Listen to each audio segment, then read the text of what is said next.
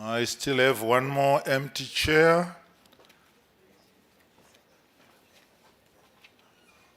Somebody's shouting and I'm actually making sure I don't hear. African Development Bank.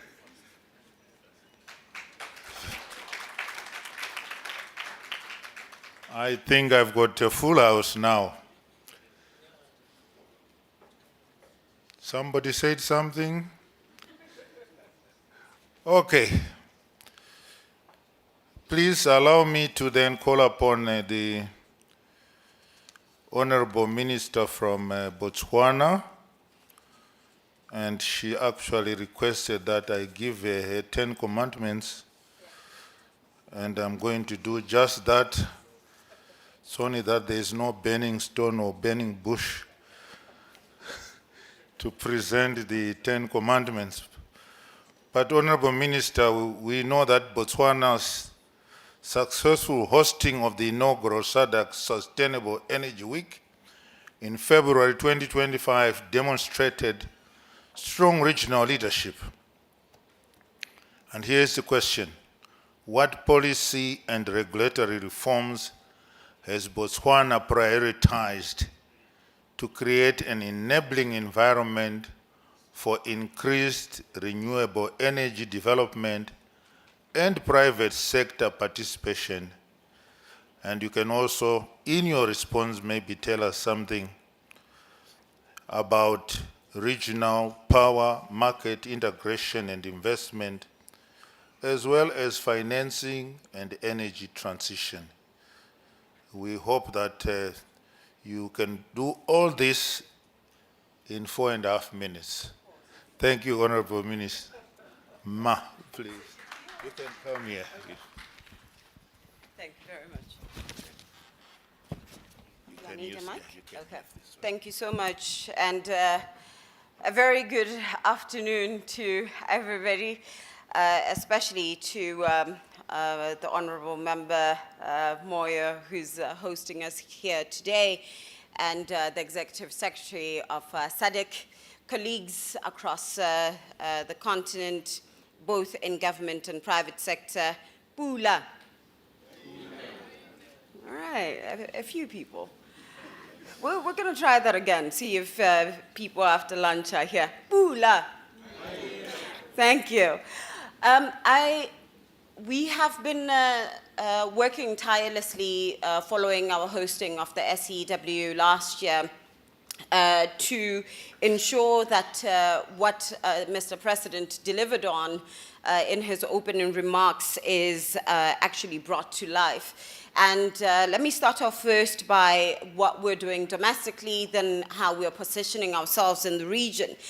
And internally, we revised our integrated resource plan, which had several plans, projects on renewable energy that were to happen between 2025 and 2029. And since then, we increased what we expect to be the energy mix between coal and renewable energy. And our now new objective is to have a 50-50 energy mix by 2030 and to start renewable energy projects effective immediately. So as of January 2026, we've had the first 100 megawatts of solar powered power station come online, and we are anticipating that by June we'll have another 100 megawatts come online, be commissioned, and another 50 megawatts be commissioned. In the meantime, our IRP now recognizes the 50-50 ambition and therefore has put on tender projects that bring our renewable energy generation to 1,500 megawatts. So we're hoping that by 2027, 2028, we will be telling you a much different story of how we are generating power in Botswana.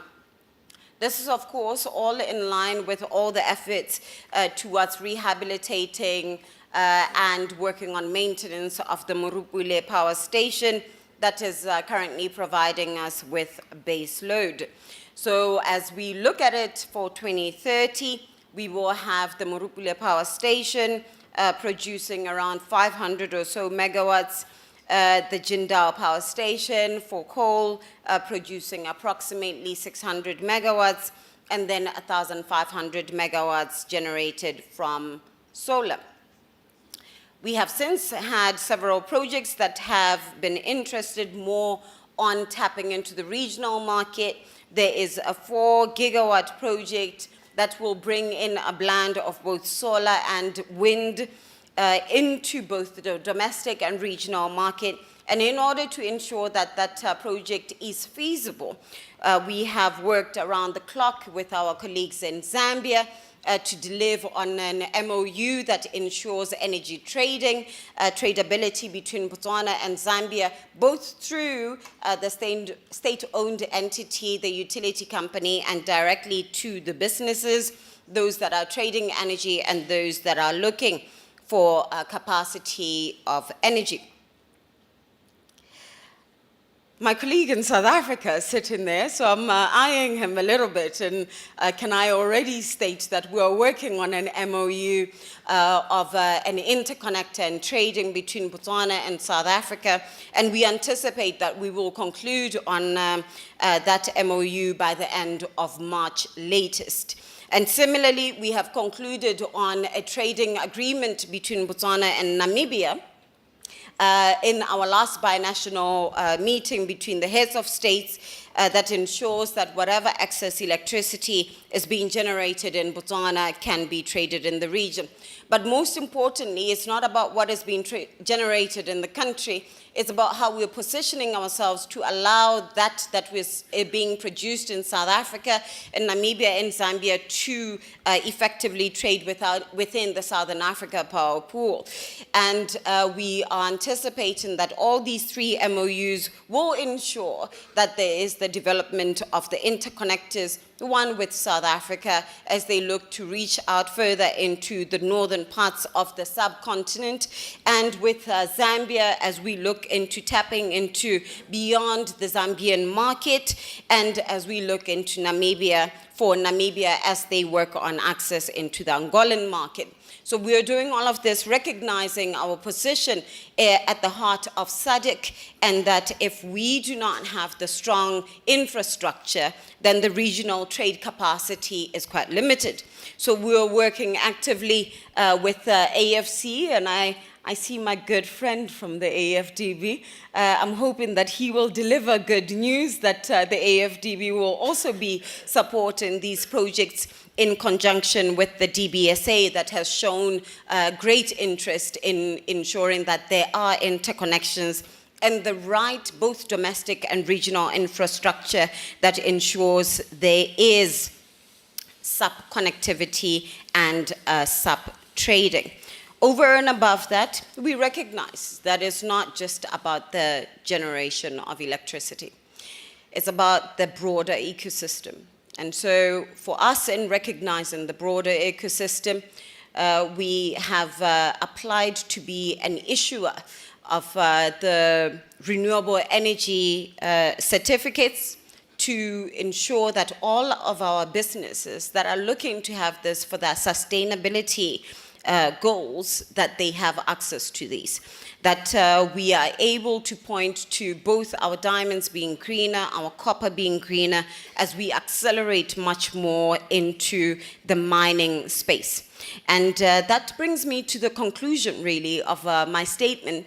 As I offer my apologies, I am late because it is also Diamond Week in Botswana, and I had to first deal with those that bring me money in order to be here, Minister Moyo.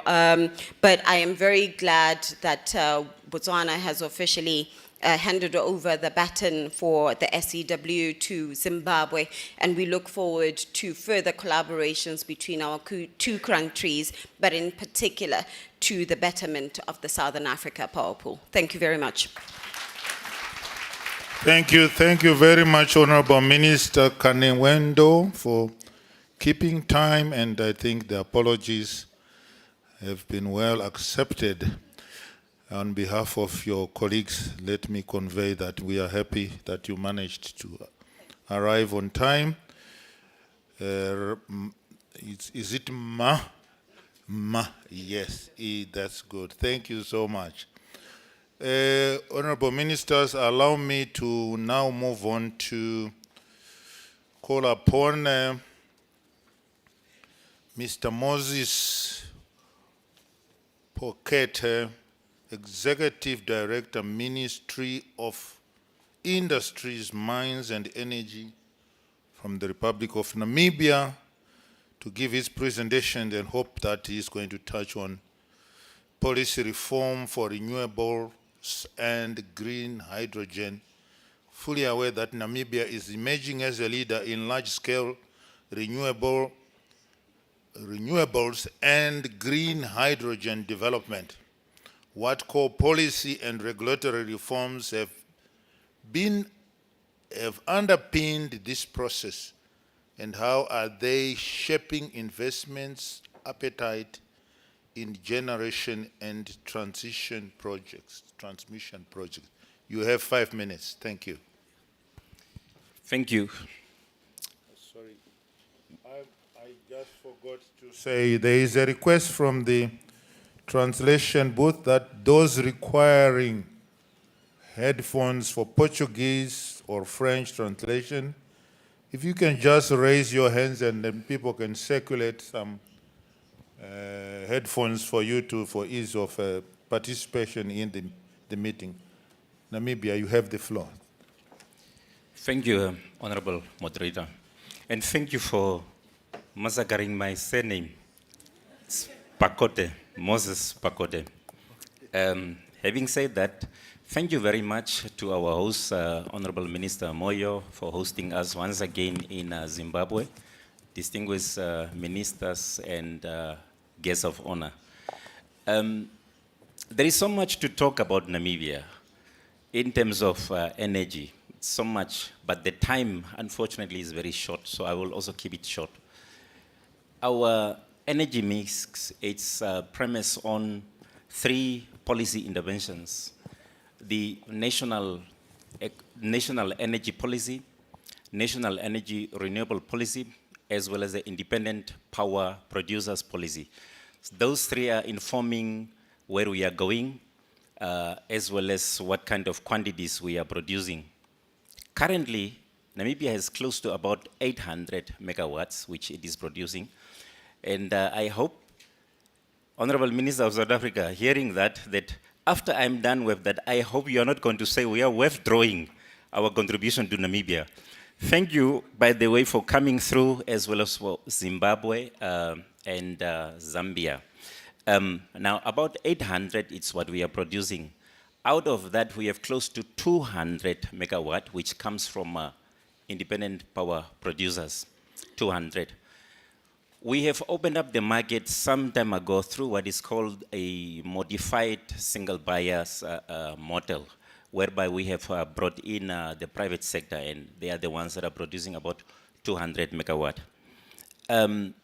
But we want to go beyond that. When we speak about the M300, you will understand that 600, it's 60%. It's a little.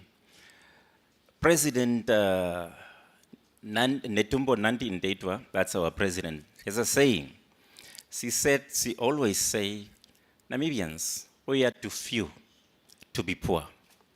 In terms of energy, we also say, Namibia, we are too few to be energy poor. Also for SADC, we are too few in relation to our resources to be energy poor. So that's the dictum that will underline, or that underlines our work in the energy sector. Now, going beyond, green hydrogen that he has referred to. Green hydrogen is a very new sector in Namibia. And may his soul rest in peace. It's a project which started under our previous president, Dr. Hage Geingob. But it has started to produce tangible results. We have several companies who are currently producing green hydrogen on a pilot base, but there is going to be a rollout which will be coming. Now, we have said we don't just want to be a producer. which is producing green hydrogen for Europe. We want value to be added in terms of our industrialization strategy to green hydrogen and its derivatives. With the result that at this point in time, as we are speaking, Namibia has started producing, albeit at a limited level, fertilizers from green hydrogen. Ammonia is also being produced at this point in time, but as I've indicated, there is going to be a rollout which will be coming in a much bigger way. We have a green hydrogen strategy which is in place, which is, and as well as institutional arrangements, which has been governing this sector. The reason why it has taken off actually at a very high level and with the support of the European Union is because at the policy level, the commitment which was made was quite strong and backed by by government at the highest level of the presidency. As not only a presidency, even after the president is gone, because of the model which was set up, whereby you have various stakeholders who bought into that through a steering committee and all other things. And then the subsequent instruments which were developed, the sector is therefore continuing. I will not talk about things like hyphen, because then I will be talking about gigawatt, so I will not go there. For now, we will keep to the tangibles which are there on the ground as we are speaking. Going beyond green hydrogen, it's nuclear energy. Again, as part of the Namibian strategy of industrialization to add the values to what we have, recently, Cabinet has taken a decision that to establish what is called a nuclear energy program implementation unit. And with that said, we are at this point in time busy to formulate a nuclear strategy for Namibia and to ensure that within after of course the processes with the AIEA has been obliged to, that we are able to produce energy from our uranium resources. Namibia is the third largest uranium producer in the world, and therefore it is natural that we would like to produce energy from uranium.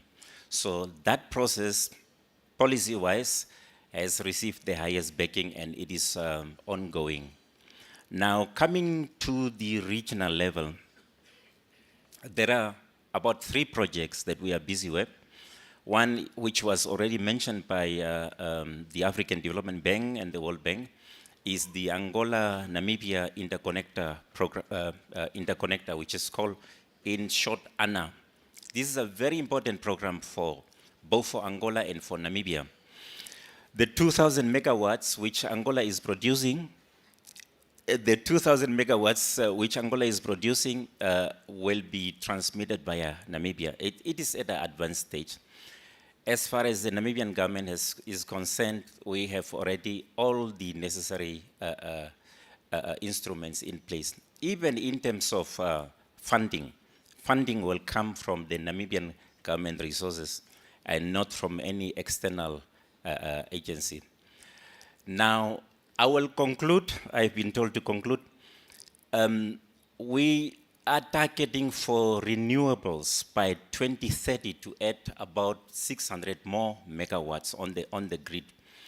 But with the oil discoveries which Namibia has made, about 1.5 billion barrels, only from one discovery, which we expect that it will increase the GDP by 20%.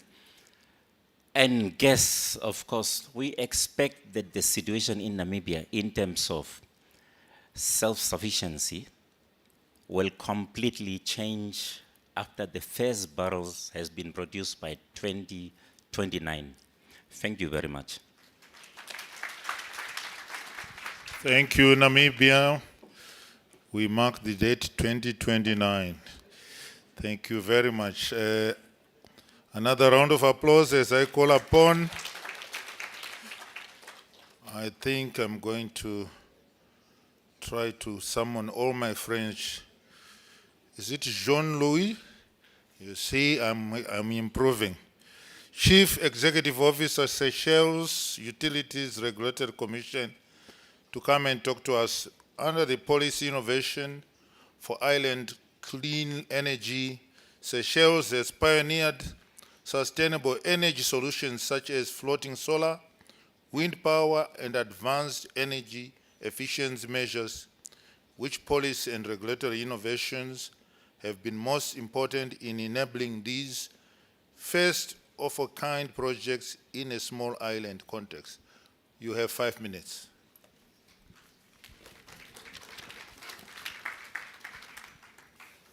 Thank you very much. I would like to express my thanks to the Minister of Zimbabwe for this hosting us here. And all protocol observed, I would like to begin my presentation by saying that being the smallest, probably being the smallest country in SADC, I would try not to be intimidated by the figures and the size of the projects and the levels of discussion, because I hear, for example, the Honorable Minister of South Africa in his deliberation this morning was talking about proposed capacity of gigawatt, right? Kind of like, and I'm thinking here in Seychelles, like, our peak demand just passed 60 megawatt. So, and our population has just passed 100,000. So, we'll try, like make up for this somehow. So,